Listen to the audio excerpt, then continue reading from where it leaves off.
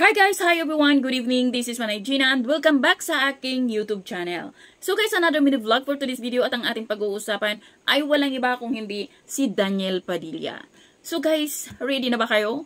Mainit-init pa, kakapanood ko lang sa showbiz updates ni OG Diaz at merong reliable source si OG Diaz na nagsabi sa kanya na si DJ ay meron ng karelasyon.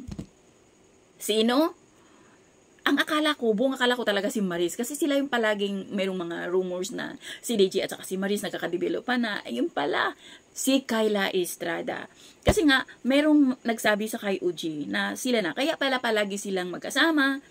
Kahapon lang, last night, merong resibo na magkasama sila. At sabi nga ni OG Diaz, sobrang daming natuwa.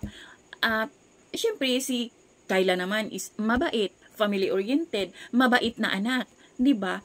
At ang nakakatuwa pa kasi ang parents ni Kyla kaibigan din ni Carla Estrada kasi magkakasama yan sila dati nung 90s. Hindi ko lang sure kung si Janice ba nag-Dots Entertainment pero parang si Gary Estrada naman parang galing yata yan siya sa Dots Entertainment. Si Jelly parang Dots din yan dati yata. Correct me if I'm wrong ha. Pero yun, nakakatuwa lang na alam mo, yung nasa circle lang sila na magkakaibigan, ang mga magulang. So, hindi talaga siya imposible. Kahit nasabihin ni Kyla dati na ayaw niya sa artista. Pero, ayan, sila na nga ni DJ. So, sobrang happy naman. Mabait si Kyla. At bagay sila. Gwapo, maganda namang may nagpapatibok na sa puso ng isang Daniel Padilla. So, yun lang guys. Thank you for watching. Until then, bye. God bless everyone.